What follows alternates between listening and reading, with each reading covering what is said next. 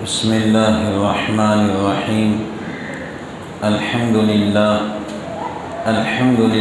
वकफ़ा व सलामुन अला इबादिहिल्लज़ीना इस्तफ़ा अम्मा बअद। फ़अऊज़ु बिल्लाहि मिनश शैतानिर्रजीम। बिस्मिल्लाहिर्रहमानिर्रहीम। इन्ना अव्वल बैतिन वुदिअ लिन्नास लल्लज़ी बिबक्कता मुबारकन व हुदल लिल आलमीन। सदक़ल्लाहुल अज़ीम। सुब्हान रब्बिका रब्बिल इज़्ज़ति अम्मा यसिफ़ून व सलामुन अलल मुरसलीन वल्हम्दुलिल्लाहि रब्बिल आलमीन। अल्लाहुम्मा सल्लि अला सय्यिदिना मुहम्मद व अला आलि सय्यिदिना मुहम्मदिन व बारिक व सल्लिम। मुहतरम बुज़ुर्गान दीन और अज़ीज़ नौजवान दोस्तों और भाइयों, आज इंशाअल्लाहुर्रहमान काबतुल्लाह की तामीर और ग़िलाफ़ काबा और हजर अस्वद के ताल्लुक़ से इंशाअल्लाह गुफ्तगू करेंगे। दुआ करते हैं अल्लाह रब्बुल आलमीन इन मुबारक मुक़द्दसात को हम सब की सआदत के अंदर बार बार जाना और देखना नसीब फरमाए। रिवायत में आता है काबतुल्लाह को सबसे पहले फ़रिश्तों ने बनाया। एक रिवायत में आता है काबतुल्लाह को सबसे पहले हज़रत आदम अलैहिस्सलाम ने बनाया। जो काबतुल्लाह है बिल्कुल उसके ऊपर जो है 7वें आसमान पर बैतुल मामूर, जहाँ पर फरिश्ते तवाफ़ करते हैं, उसे फरिश्तों का काबा कहते हैं। और बैतुल मामूर के ऊपर अर्श इलाही, अर्श इलाही फिर बैतुल मामूर। रिवायत में आता है बैतुल मामूर पर रोज़ाना फ़रिश्ते तवाफ़ करते हैं। रिवायत में आता है कि रोज़ 70,000 फ़रिश्ते तवाफ़ करते बैतुल मामूर काबतुल्लाह जो फ़रिश्तों का है। जो फ़रिश्ता एक बार तवाफ़ कर लेता है फिर उसका नंबर क़यामत तक नहीं आता। जो चीज़ अर्श इलाही से गिरेंगी वो बैतुल मामूर की छत पे गिरेंगी, और जो चीज़ बैतुल मामूर से डाली जाए वो दुनिया का काबतुल्लाह उसके छत पर गिरेगा। बिल्कुल अल्लाह रब्बुल आलमीन ने सीध के अंदर बनाया है। हदीस पाक में आता है काबतुल्लाह पूरी दुनिया की ज़मीन की नाफ है। भाई जो नाफ का हिस्सा होता है वो इंसान के जिस्म में बीच का हिस्सा होता है। अल्लाह ताला ने काबतुल्लाह की ज़मीन को ज़मीन की नाफ बनाया है। और काबतुल्लाह जहाँ पर अल्लाह रब्बुल आलमीन ने तामीर फरमाया वो पूरी दुनिया के बीच का हिस्सा है। जिस वक़्त अल्लाह ताला ने ज़मीन को पैदा करना था, बनाना था, तो सबसे पहले अल्लाह पाक ने काबतुल्लाह की ज़मीन को बनाया। फिर उसके बाद अल्लाह रब्बुल आलमीन ने दुनिया की ज़मीन को बनाया। दुनिया के अंदर सबसे पहले जो घर बना है वो अल्लाह का घर काबतुल्लाह बना है।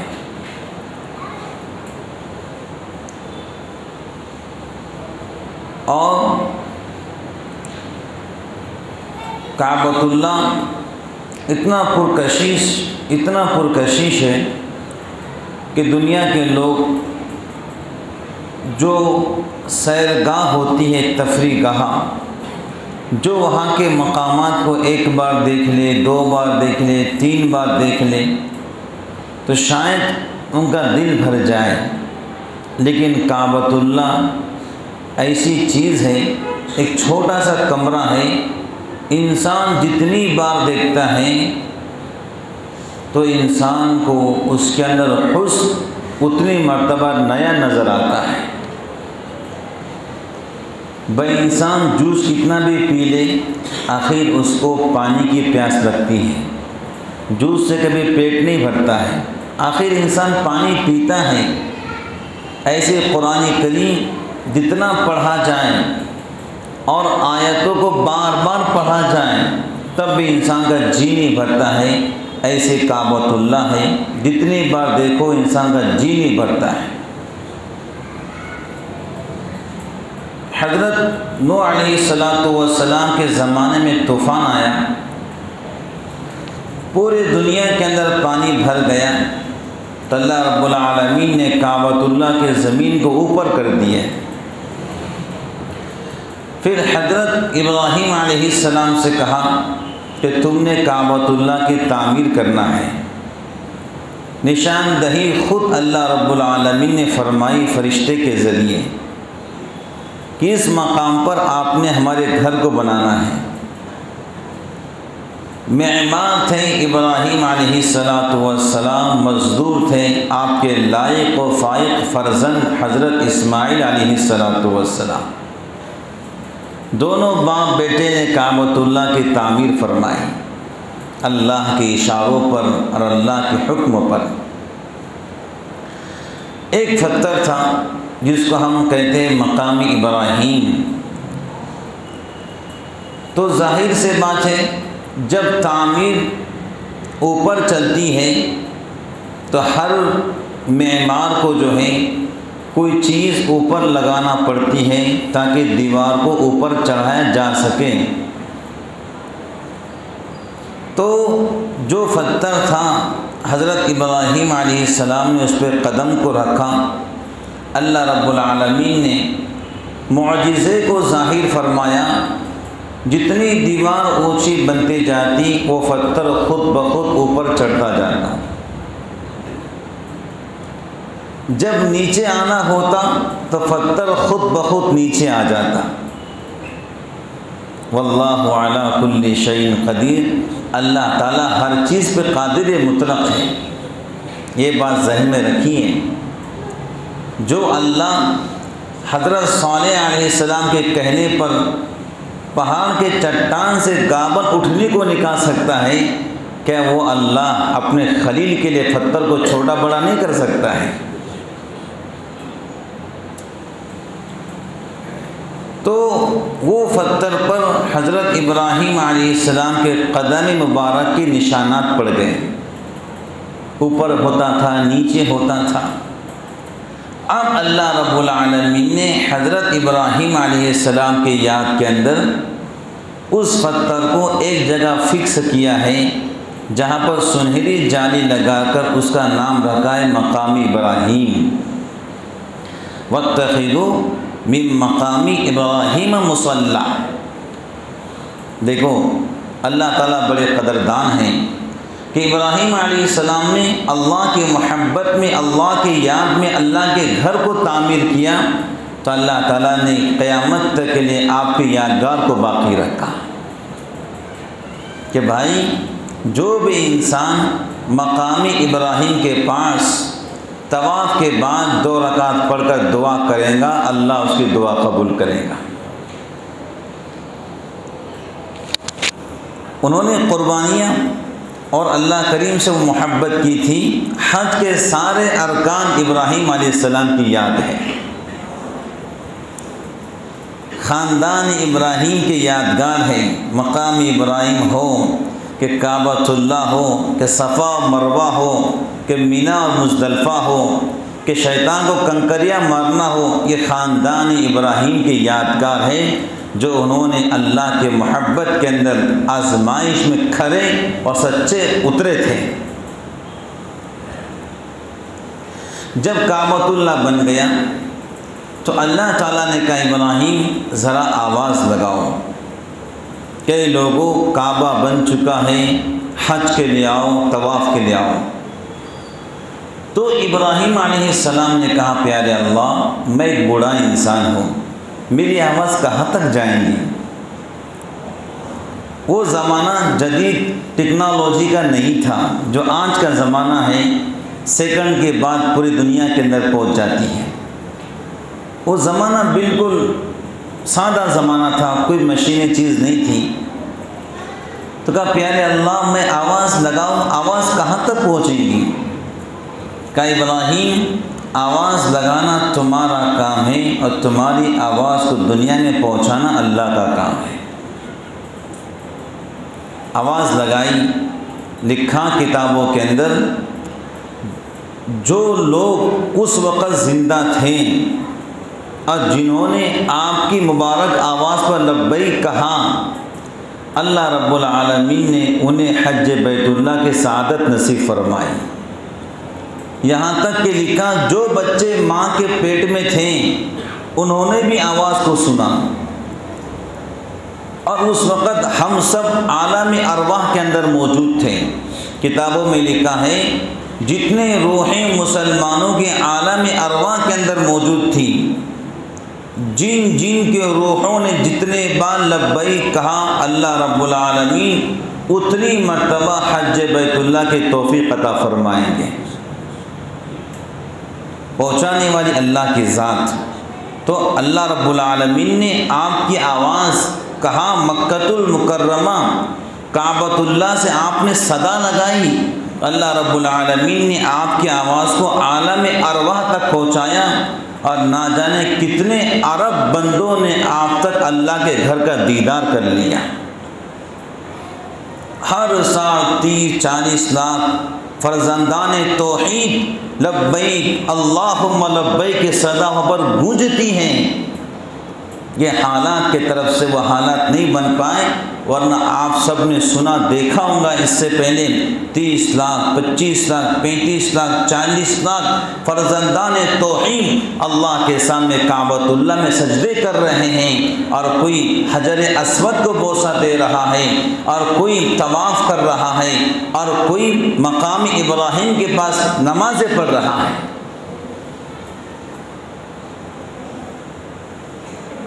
तो काबतुल्लाह यह अल्लाह का घर, बड़ा मुक़द्दस घर। हदीस शरीफ में आता है जिस वक़्त अल्लाह क़यामत को कायम करेंगे तो दुनिया के सारी मस्जिदों के ज़मीन को, दुनिया के सारी मस्जिदों के ज़मीन को अल्लाह ताला काबतुल्लाह के ज़मीन से मिला देंगे।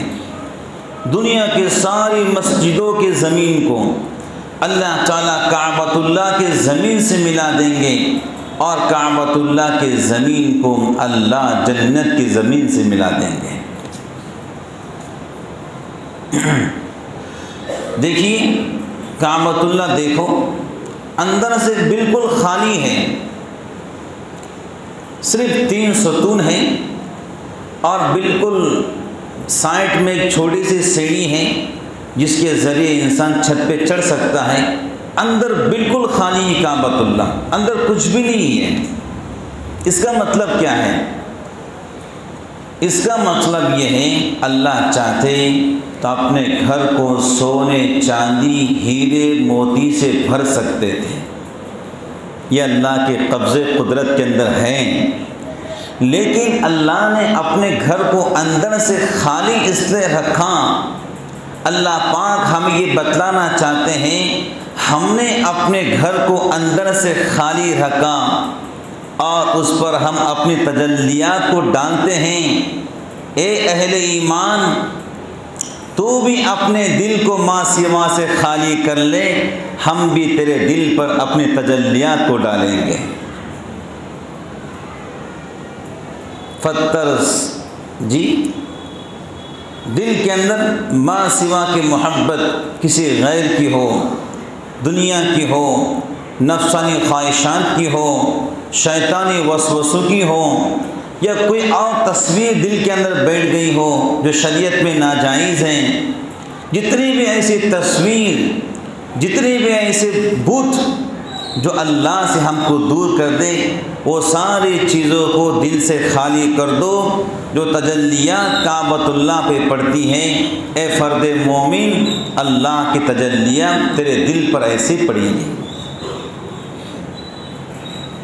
काबतुल्लाह देखिए, उस पर एक पर्दा गिलाफ होता है। गिलाफ की तारीख़ी हकीकत क्या है? गिलाफ की तारीख़ी हकीकत यह है कि सबसे पहले काबतुल्लाह पे गिलाफ डालने वाले यमन के बादशाह तुब्बा हुमैरी थे। ये यमन के बादशाह थे, तुब्बा हुमैरी इनका नाम था। इन्होंने सबसे पहले काबतुल्लाह की दीवार पर गिलाफ को डाला, सबसे पहले। अभी हज़रत नबी पाक अलैहिस्सलाम दुनिया में तशरीफ़ नहीं लाए थे। आपके दुनिया में तशरीफ़ लाने से 900 साल पहले की बात है। 900 साल पहले तुब्बा हुमैरी यमन के बादशाह थे। उन्होंने काबतुल्लाह पर गिलाफ को चढ़ाया। फिर ये सिलसिला चलता रहा। कुरैश मक्का ने काबतुल्लाह पर रेशम का गिलाफ चढ़ाया। फिर हज़रत नबी पाक अलैहिस्सलातु वस्सलाम ने ख़ुद अपने हाथ मुबारक से यमनी मिस्री चादर को काबतुल्लाह पे चढ़ाया। फिर उसके बाद अब्बासी खुलाफा ने काबतुल्लाह पर गिलाफ को चढ़ाया और उन्होंने काबतुल्लाह के गिलाफ को काले रंग का पक्का कर दिया। तो काबतुल्लाह का गिलाफ कभी काले कपड़े का भी चढ़ा है और कभी सब्ज़ यानी हरे कपड़े का भी गिलाफ चढ़ा है। आज भी आप देखिए काबतुल्लाह का गिलाफ सियाह है लेकिन अंदर से सब्ज़ यानी हरा है। जब हज़रत नबी पाक अलैहिस्सलाम ने काबतुल्लाह पर गिलाफ को चढ़ा दिया, अब ये शरीयत बन चुकी है। अब क़यामत तक काबतुल्लाह पर गिलाफ चढ़ता रहेगा। आज भी काबतुल्लाह पर गिलाफ चढ़ता है तो रेशम के धागों का कपड़ा बनता है और सोने के तारों से उस पर खूबसूरती चढ़ाई जाती है। आज जो काबतुल्लाह पर गिलाफ चढ़ रहा है ये 2 टन वज़नी होता है, 2 टन वज़नी कपड़ा। इसका मतलब क्या है भाई? हज़रत नबी पाक अलैहिस्सलाम ने भी काबतुल्लाह के गिलाफ को पकड़कर दुआ मांगी है। ये साबित है कि काबतुल्लाह के गिलाफ को पकड़ के दुआ मांगो, अल्लाह तुम्हारी दुआ कबूल करेगा। जब हज़रत नबी पाक अलैहिस्सलाम से साबित है तो जो हुज्जाज हज करने जाते हैं, जो ज़ायरीन उम्रा करने जाते हैं, हर एक की कोशिश होती है कि मैं काबतुल्लाह का गिलाफ पकड़कर अल्लाह करीम से अपनी फरियाद सुनाऊं। लेकिन ख़ास बात यह है कि जब तुम तवाफ़ कर रहे हैं तो तुम काबतुल्लाह को देख नहीं सकते। शरीयत ने मना किया है तवाफ़ करते टाइम काबतुल्लाह को मत देखना, ये मना किया गया है। वरना अगर तवाफ़ के वक्त में काबतुल्लाह को देखना दुरुस्त होता, ना जाने जो आशिकीन हैं जब गिलाफ काबा को पकड़ लेते तो रो रो कर उनका क्या हाल होता वो अल्लाह जानता है। ऐसी कशिश अल्लाह ने अपने घर के अंदर रखी है कि हर इंसान की ख्वाहिश होती कि मैं काबतुल्लाह के गिलाफ के पकड़ कर दुआ करूँ।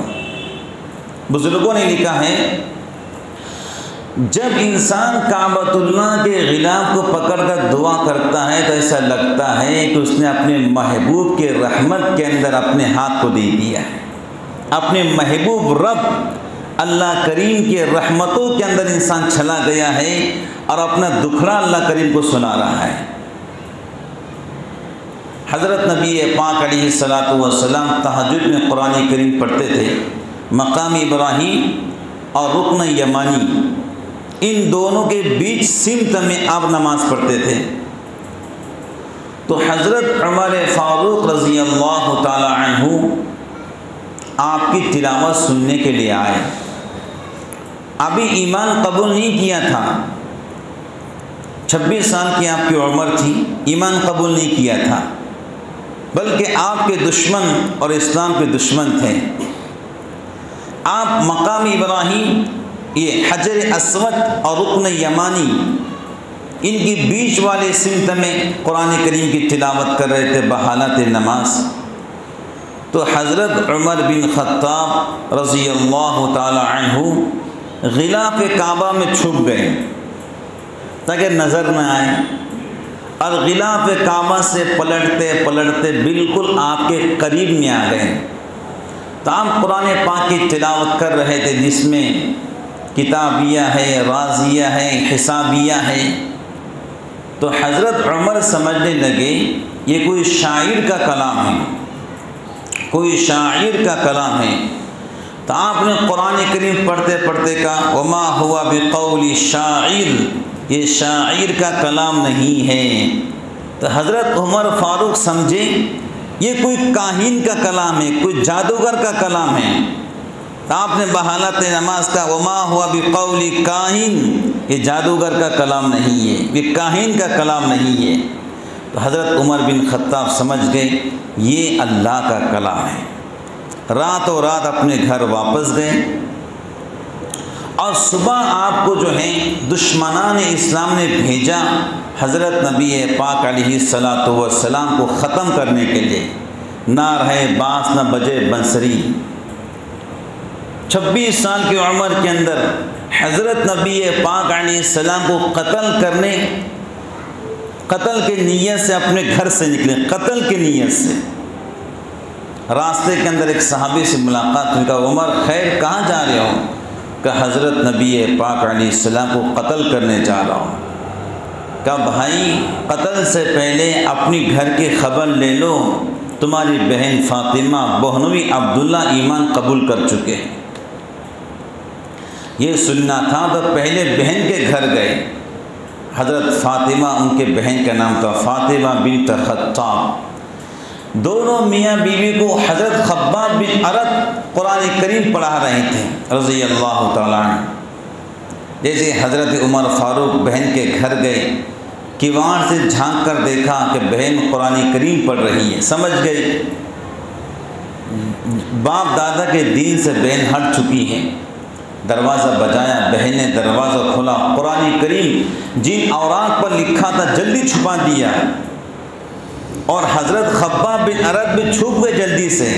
घर गए, बहन से पूछा फ़ातिमा क्या तूने बाप दादा का दीन छोड़ दिया?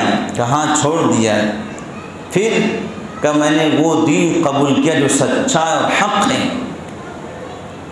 तो बहनोई को मारना शुरू किया, दाढ़ी पकड़ी बहनोई की, मारना शुरू किया। मारते मारते बहनोई के मुंह से खून निकला। बहन बीच में आई अपने शौहर को छुड़ाने के लिए, बहन को जोरदार तमाचा मारा, बहन के कान से खून निकलना शुरू कर। उमर जिस माँ का दूध तूने पिया है उस माँ का दूध मैंने पिया, मैं वही तुम्हारी छोटी बहन जो बचपन में साथ खेला करते थे। मार के ज़रिए तुम जिस्म से जान तो निकाल सकते हो, लेकिन मार के ज़रिए तुम हमारे जिस्म से ईमान को नहीं निकाल सकते। ये बहन की अल्फाज बिजली बनकर दिल पर लगे। का क्या पढ़ रही थी? का भैया तू नापाक है, गुस्ल करो, उसके बाद कुरान करीम पढ़ाओगे। का ठीक है, गुस्ल किया। क्या पढ़ रहे थे? तो ख़ब्बाब बिन अरत जब छुपे हुए थे बाहर निकले, कुरान करीम पढ़ना शुरू किया। ताहा मा अंज़लना अलैकल कुरान तशक़ा। पढ़ते पढ़ते यहाँ पहुँचे इन्ननी अनल्लाह ला इलाहा इल्ला अना फ़अबुदनी व अक़ीमिस सलात लिज़िक्री। हज़रत उमर ने कहा ख़ब्बाब कलमा पढ़ा दो, मुसलमान बनना चाहता हूँ। शाम को नबी पाक अलैहिस्सलाम को कुरान सुने थे, ग़िलाफ़ काबा में छुप कर, वही तासीर थी कि उमर फ़ारूक को कलमा पढ़ने पर मजबूर कर दिया। तो बहरहाल ग़िलाफ़ काबा की एक तारीख़ है जो तुब्बा हमेरी ने 900 साल पहले आका अलैहिस्सलाम दुनिया में तशरीफ़ नहीं लाए थे, उससे पहले ग़िलाफ़ काबतुल्लाह को ग़िलाफ़ चढ़ा दिया था। हजर अस्वद हदीस पाक में आता है ये आसमान का पत्थर है। हजर अस्वद ये आसमान का पत्थर है, आसमान का पत्थर। हदीस पाक में आता है हजर अस्वद अल्लाह का सीधा हाथ है। हजर अस्वद अल्लाह का सीधा हाथ है। और आगे रिवायत में आता है, मुहद्दिसीन ने लिखा है जो इंसान नबी पाक अलैहिस्सलाम का ज़माना ना पाया, जिस इंसान ने हज़रत नबी पाक अलैहिस्सलाम का ज़माना नहीं पाया, अगर उसने हजर अस्वद को बोसा दे दिया वो ऐसा है जैसे उसने अल्लाह और उसके रसूल के हाथ पर बैत कर ली हो। अल्लाह अकबर। नबी पाक अलैहिस्सलाम का ज़माना हमने नहीं पाया, आपने भी नहीं पाया, लेकिन अल्लाह का तौफीक दे हज बैतुल्लाह के उम्रे की, तो इस बात की ज़रूर कोशिश करना कि आपने हजर अस्वद को इंशाअल्लाह बोसा देना है।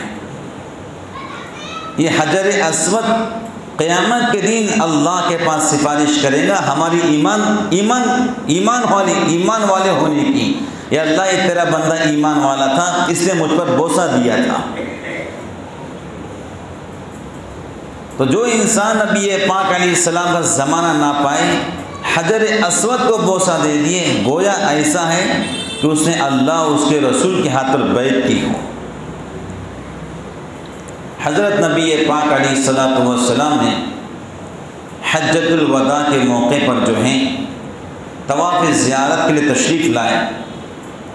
तवाफ़ करने के बाद आपने जो है ज़मज़म के कुएँ में डोल डालकर पानी निकाला और ख़ुद डोल को अपना लब लगाकर पानी पिया, और जो कुछ पानी बच गया था हज़रत नबी पाक अलैहिस्सलाम ने उस पानी को फिर ज़मज़म के कुएँ के अंदर वापस डाल दिया। इसका मतलब ये था कि जो पानी डोल से मैंने पिया हो, अब पानी बच गया है तो हज़रत ने पानी को वापस डाल दिया। इसका मतलब ये था मेरी बात जब मेरी उम्मत हज के लिए आएंगी या उम्रे के लिए आएंगी, जो ज़मज़म का पानी पीगा वो ऐसा है जैसा उसने मेरा बचा हुआ पानी पिया है। ज़मज़म के पानी में अल्लाह ने शिफा रखी है। बल्कि हमारे मशाइख कहते हैं जब अल्लाह आपको मौका दे तो ज़मज़म का पानी जी भर कर पियो, इतना पियो कि तुम्हें महसूस होना कि तुम्हारे रग और रेशे के अंदर ज़मज़म का पानी पहुंच चुका है। कैसी बीमारियां होने दो, ज़मज़म का पानी पियो, उस नियत से अल्लाह पाक शिफा अता फरमाएंगे। तो हज़रत मौलाना अहमद अली लाहौरी रहमतुल्लाह अलैह जब 1930 की बात है, जब मकाम इब्राहीम अभी फिक्स नहीं था, बस ओपन पत्थर था, तो आपने उस पत्थर को उठाया, ज़मज़म के कुएं पर लेकर गए, 1930 की बात है, और डोल से पानी निकाला, और जो मकाम इब्राहीम का जो पत्थर हैं जिस पर इब्राहीम अलैहिस्सलाम के कदम मुबारक के निशानात हैं, उसमें पानी डालकर जैसा एक इंसान प्याले से पानी पीता है, उस पत्थर को उठाकर आपने वैसा पानी पिया ग़ल्बे मोहब्बत के अंदर। तो हमारे बुज़ुर्गान दीन जब तक ज़मज़म का कुआँ खुला था तो खुद डोल डालकर सुन्नत के मुताबिक पानी पिया करते थे। अब तो सारी चीज़ें पैक हो चुकी हैं। तो बहरहाल ये मकाम इब्राहीम, हजर अस्वद और काबतुल्लाह और ग़िलाफ़ काबा, ये ऐसी तारीख़ी चीज़ें हैं कि हर इंसान की तमन्ना और शौक़ व ज़ौक़ होना चाहिए कि इंशाअल्लाह हम मरने से पहले अल्लाह के घर का दीदार करेंगे। ये हर जवान की ख्वाहिश होना चाहिए, मैं कहीं जाऊँ ना जाऊँ, बस अल्लाह मुझे वहाँ पहुँचा दे। काबतुल्लाह ये कभी तवाफ़ से खाली नहीं रहा, ये बात ज़हन में रखिए। काबतुल्लाह कभी तवाफ़ से खाली नहीं रहा। कोई ना कोई बंदा काबतुल्लाह में तवाफ़ करते रहा। ख्वाजा फरीदुद्दीन आत्तार रहमतुल्लाह अलैह ने एक वाक़या लिखा है। वो फरमाते हैं कि हज़रत इब्राहीम बिन अदहम रहमतुल्लाह अलैह ने ज़िंदगी के 40 साल मक्का पाक में गुजारे। ज़िंदगी के 40 साल जो बलद के बादशाह थे, बादशाह छोड़कर मक्का पाक तशरीफ़ लाए, 40 साल यहाँ गुजार दिए। तो उन 40 साल में 20 साल तक वो अल्लाह से दुआ करते रहे, अल्लाह कोई ऐसा दीन ज़रूर लाइए कि मैं अकेला तवाफ़ करने वाला, यानी काबतुल्ला में कोई ना हो, बस मैं अकेला तवाफ़ करने वाला हूँ, मैं अकेला तवाफ़ करूँ, मेरी ख्वाहिश है। 20 साल तक उनकी तमन्ना रही कि मैं काबतुल्ला में अकेला तवाफ़ करूँ। अल्लाह की अजीब शान, एक दिन ज़ोरदार बारिश हुई, ऐसी ज़ोरदार बारिश हुई कि लोगों का घरों से निकलना मुश्किल हो गया। तो तब हज़रत इब्राहीम बिन अदहम ने दिल में सोचा कि आज तो ज़ोरदार बारिश, सारे रास्ते पानी से भरे हुए हैं, उम्मीद है कि आज कोई नहीं आएगा, मैं अकेला तवाफ़ करूँगा। जब गए काबतुल्ला में तवाफ़ शुरू किया तो ख़ुद हज़रत इब्राहीम बिन अदहम रहमतुल्लाह अलैह कहते हैं, मैंने देखा कि मुझसे पहले एक जिन सांप की शक्ल में तवाफ़ कर रहा है। तो मैंने उस जिन से कहा, तू कहाँ से आ गया? मेरी ख्वाहिश और तमन्ना आज अल्लाह पूरी करने वाले थे कि मैं अकेला तवाफ़ करूँ, तू कहाँ से आ गया? तो जिन ने कहा, इब्राहीम ये तमन्ना तुम कब से कर रहे हैं? ये तमन्ना तुम कब से कर रहे हैं? कि मैं ये तमन्ना 20 साल से कर रहा हूँ। हज़रत इब्राहीम बिन अदहम ने उस जिन से कहा, मैं ये तमन्ना 20 साल से कर रहा हूँ, मैं अकेला तवाफ़ करूँ। वो जिन ने कहा, इब्राहीम तुम 20 साल से तमन्ना कर रहे हो कि मैं अकेला तवाफ़ करूँ, खुदा की कसम मैं 100 साल से तमन्ना कर रहा हूँ मैं अकेला तवाफ़ करूँ, तुम कहाँ से आ गए? हर एक की ख्वाहिश और तमन्ना होना चाहिए, या अल्लाह हमें हज बैतुल्लाह का मौका अता फरमाइए, हमें उम्रे का मौका अता फरमाइए। ज़िंदगी में कहीं जाना हो या मत हो, लेकिन जब अल्लाह आपको दौलत दे दे तो सबसे पहले यही सफ़र करना हरमैन शरीफैन का। हदीस पाक में आता है, जो हाजी हज करने जाता है तो अल्लाह का मेहमान बन जाता है, अल्लाह उसके मेज़बान बन जाते हैं। और आगे हदीस पाक में आता है, जो हाजी हज करने जाता है वो ऐसा बन जाता है जैसे अभी माँ के पेट से पैदा हुआ है, गुनाहों से पाक और साफ। जब तक वो हज में रहेगा, जब तक घर नहीं पहुँचता है, अल्लाह उसके सारी दुआएं कबूल फरमाते हैं। और आगे लिखा, जो हाजी हज करेगा क़यामत के दिन अल्लाह के पास वो भी सिफारिश करेगा। कितनी बड़ी बात है। अल्लाह रब्बुल आलमीन ये मौका मुझे और आपको बार बार नसीब फरमाएँ। हज बैतुल्लाह और उम्रे की ज़ियारत अल्लाह करीम बार बार नसीब फरमाएँ। आमीन सुम्मा आमीन। व आखिर दावाना अल्हम्दुलिल्लाहि रब्बिल आलमीन।